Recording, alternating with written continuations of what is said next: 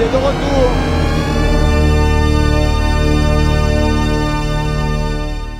On est le 14 février 2005, quand 3 ex-employés de l'entreprise PayPal, Shadorley, Steve Chen et Jawed Karim, créent YouTube. Et à l'époque, je ne pense pas qu'ils s'imaginaient à quel point cette plateforme aurait changé leur vie, mais aussi la mienne, peut-être la vôtre et celle de millions de gens. Et bien qu'au lancement, la plateforme devait être à l'origine un site de rencontre, reposant sur l'échange et le partage de vidéos, les créateurs ont vite renoncé à cette idée et se sont focalisés sur l'hébergement de vidéos venant du monde entier. D'ailleurs, pour l'époque, c'était plutôt innovateur, il n'y avait pas vraiment de concurrence, et rapidement YouTube a pris du terrain face à ses concurrents qui étaient peu nombreux, comme Vimeo et Dailymotion. Oui, ils existaient déjà à l'époque. Un an plus tard, faisant de plus en plus de bruit que ce soit dans les médias traditionnels ou sur internet, YouTube se fait racheter à hauteur de 1,65 milliard de dollars par une entreprise en pleine explosion à cette époque, Google. Et l'objectif de Google, il était clair et précis. Il faut que YouTube soit la plus grande plateforme d'hébergement et de partage de vidéos au monde. Ah ouais.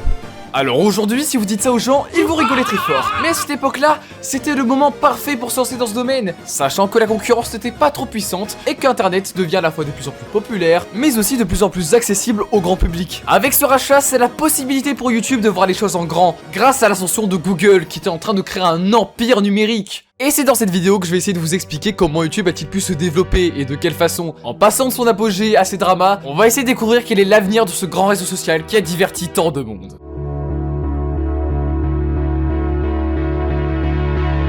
Quand on parle du succès de YouTube, il faut répertorier l'évolution de la plateforme en plusieurs grands arcs ou chapitres. Tout d'abord, il y a la création, l'ère avant l'arrivée de Google, allant de 2005 à 2006. Et c'est seulement avec le rachat de la plateforme que YouTube va exploser, et surtout du côté anglophone, suite à la venue de nombreux créateurs comme PewDiePie ou Smosh entre 2007 et 2010. Et enfin, mon arc favori, sûrement le premier arc que la majorité des gens connaissent, l'ère de 2011 à 2016, ce qu'on appelle aussi la génération dorée de YouTube, où la majorité des YouTubeurs que vous regardez ont dû commencer à cette période. Je parle bien sûr de Cyprien, Squeezie, Amixem et j'en passe. Et personnellement, c'est entre 2011 et 2012 que j'ai connu YouTube. Et je sais pas si c'est le cas pour vous, mais j'ai encore de nombreux souvenirs qui me viennent en tête, rien qu'en reparlant de cette époque de légende. Ouais, mais c'est pas toi qui décide.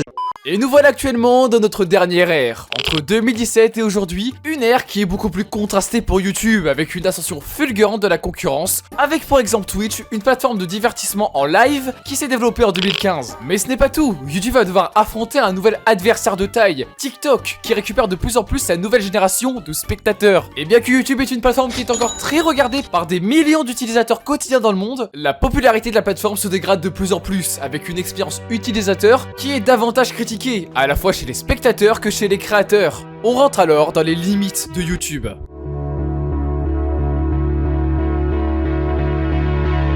Quand on expose les limites de YouTube, il faut principalement parler du retard qu'a la plateforme à s'adapter aux nouvelles normes de divertissement. Même si YouTube reste un pionnier dans ce domaine, ces dernières années, le site n'a pas trop changé dans le fond, et le peu de changements effectués sont rarement favorables à la communauté. Pour exemple, le retrait du compteur dislike ou la mise en place des tendances. Ce sont majoritairement ce genre de changements qui ont mis l'huile sur le feu. Et hélas, ce genre de mauvaises décisions vont considérablement faire fuir certains utilisateurs et créateurs de la plateforme, trouvant que YouTube est vieillissant et dépassé. C'est pas parce que vous étiez pas là que certains ils étaient encore en maternelle il y a 5 ans et qui maintenant se permettent de gueuler que je vais changer les choses. En attendant, la concurrence prend de plus en plus de terrain et une guerre de parts de marché va s'installer. C'est ce qu'on appelle un peu la fin de l'hyperpuissance de YouTube. À faute de ne pas avoir essayé de changer ses habitudes, YouTube se retrouve non pas dans un gros mais dans un très gros bourbier. Parce que TikTok, quant à lui, il est tout neuf et il a pas du tout peur de créer des nouveaux changements massifs sur son réseau. Eh bien le changement, c'est maintenant. D'ailleurs, TikTok est littéralement l'arme anti-YouTube, créée par ByteDance, une grande entreprise chinoise, où leur principal but est de récupérer le plus de nouveaux utilisateurs qui pourront devenir à la fois des spectateurs mais aussi des créateurs. Car oui, c'est tout l'enjeu de TikTok, permettre de faire des vidéos simplement, sans trop de budget ou de matériel, et où la créativité et l'originalité sont mises en avant. Tiens, ça vous rappelle pas quelque chose par hasard? Exactement, l'ère du début de YouTube, où beaucoup plus de monde avait une chance de percer, tout en racontant sa vie ou en essayant d'être original. Bien sûr, tous mes propos se vérifient grâce à de nombreuses sources qui révèlent que YouTube perd progressivement du temps de visionnage moyen par mois, à la fois aux États-Unis mais aussi un peu partout dans le monde. Et on le voit très bien, en 5 ans, l'application du chinois ByteDance écrase tout sur son passage. Et c'est d'ailleurs en 2021 que TikTok va devenir l'application la plus téléchargée de l'année, dépassant encore des mastodontes américains comme Facebook ou Snapchat.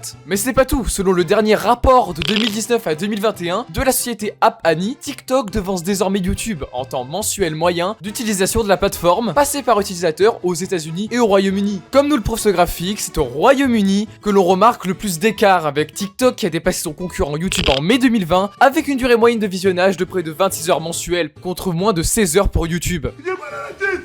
J'ai mal à la tête.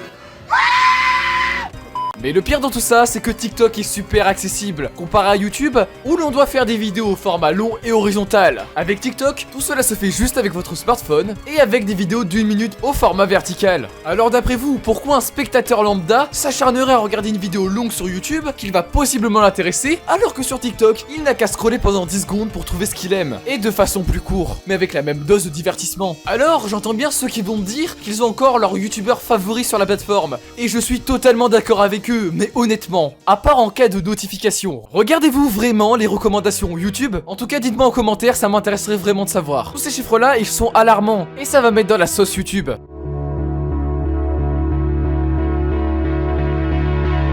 Pour parler du grand et vaste sujet des dramas, je vais faire appel à mon ami Masken. Merci à toi. Bonjour à tous, c'est Masken et aujourd'hui je vais vous parler des différents dramas qui ont impacté YouTube dans son ensemble. Quand je parle de drama, je parle surtout de scandales qui ont impacté la plateforme dans sa manière d'être. Ah, YouTube et les enfants, une grande histoire d'amour. Ah, tout de suite des insinuations. Wow, on va se calmer. Il est vrai que depuis sa création, YouTube a toujours eu des youtubeurs mineurs ou des spectateurs mineurs. Et comme vous le savez, un enfant est facilement influençable. Et cliquer sur des vidéos au pif, ça arrive très souvent, surtout quand la miniature est facilement influençable. C'est d'ailleurs pour cela que la vidéo la plus regardée de YouTube est Baby Shark, une comptine pour enfants avec plus de 11 milliards de vues. Ça fait beaucoup là, non? Mais le problème étant que certaines de ces chaînes YouTube, destinées aux enfants, vont cacher dans certaines des vidéos des messages subliminaux, évoquant des références au sexe et au fétichisme, tout droit sortis de certains sites internet très peu fréquentables. On appelle cela aussi le Elsa Gate, car la plupart des vidéos avec ce genre de contenu malsain avaient principalement un lien avec Elsa de la Reine des Neiges. Et dites-vous que ce genre de vidéos sont restées longtemps sur la plateforme. YouTube n'a réagi qu'en 2017 en démonétisant certaines vidéos et en supprimant certains commentaires douteux. Mais le mal est fait et certains annonceurs ont retiré leur publicité de YouTube. Et certaines familles se sont plaints auprès de Google. On est dans la merde. C'est clair. On est tous dans la merde. En bref, tous ces scandales ont fait fuir les marques les plus connues de YouTube jusqu'au jour où tout chute. On a appelé ça l'adpocalypse, un mot valise entre publicité, ad et apocalypse. L'adpocalypse signifie des périodes très difficiles de YouTube où les vues et les salaires des youtubeurs se sont vus divisés par 3. Il est où l'argent? Il est où l'argent, gros? Il est où l'argent? Il y a eu en tout 4 apocalypses sur YouTube. En 2017 avec PewDiePie, une en 2018 à cause de la chaîne Toys Freak et le scandale Elsagate, une en 2019 avec le scandale #YouTubeWakeUp où il était question des possibles cercles pédographiques sur YouTube, et en 2020 avec certains politiciens se plaignant de la montée des discours d'extrême droite sur YouTube et des discours jugés haineux. Et enfin, le plus connu des dramas concernant YouTube, les droits d'auteur. De 2017 à 2021, le système de copyright de YouTube était pourri pour rester poli. Mais genre vraiment, quand tu recevais un strike par une tierce personne et que tu voulais contester cette décision, c'est la tierce personne qui devait décider si oui ou non ta décision est juste. Pour résumer, c'est comme si tu étais dans un tribunal où le plaignant c'est le juge. Ça a été le cas pour beaucoup de youtubeurs comme Maxella, Cyril MP4 et moi aussi. Sachant qu'une loi américaine existe, nommée le Fair Use, où tu peux techniquement utiliser un extrait sous copyright en faisant ta propre vidéo. Sauf que ceux-là, les maisons de disques comme Universal ou Warner, ils s'en battent les steaks. Pour genre 3 secondes de musique de Drake, t'as la maison de disques qui va venir te démonétiser l'entièreté de ta vidéo. Alors que techniquement tu utilises le Fair Use. C'est le cas du joueur du grenier, où nombreuses de ses vidéos ont sauté pour copyright. Mais avec tous ces problèmes, que va faire YouTube? Quelles sont les solutions que la plateforme va mettre en place?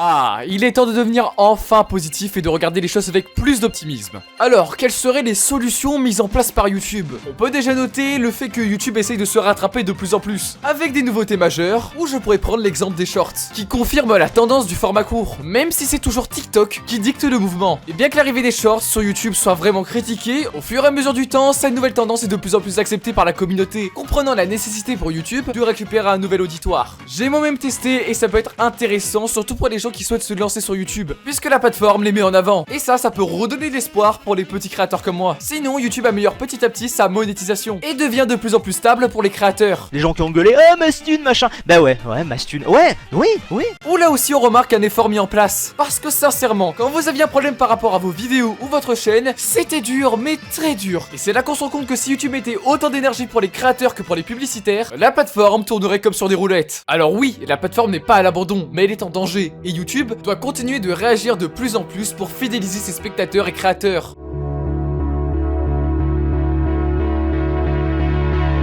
En définitive les amis, je trouve que YouTube est une très bonne application. Malgré ses différents défauts, la plateforme a essayé d'escalader ses obstacles. Pour une application qui a 17 ans, honnêtement, elle tient bien dans le temps. Alors oui, bien sûr, il y a Google qui est derrière, mais dites-vous, c'est l'un des plus vieux réseaux sociaux qui est encore actuellement à la mode, et c'est quand même important de le souligner. Ce que je pourrais aussi souligner, c'est que actuellement, je trouve que YouTube se professionnalise, dans le sens où les YouTubeurs deviennent de plus en plus des chaînes télévisées. Avec de plus en plus de budget, c'est logique que les YouTubeurs investissent de plus en plus dans leurs vidéos. Et bien que je trouve ça cool de nous pondre des super projets, c'est un peu dommage pour le fait maison. Et pour les gens qui veulent se lancer sur YouTube, c'est beaucoup plus compliqué. Sinon, à part ça, je trouve quand même que YouTube est une super plateforme, que je l'aime de tout mon cœur, et que j'aimerais vraiment qu'elle puisse s'améliorer de jour en jour. D'ailleurs, n'hésitez pas à me dire votre avis en commentaire, je serais ravi de pouvoir découvrir ce que vous pensez de cette grande plateforme. En tout cas, j'espère que cette vidéo vous a plu, si c'est le cas, n'hésitez pas à liker et à vous abonner à la chaîne, et moi je vous dis à une prochaine vidéo, c'était Supéchi, au revoir.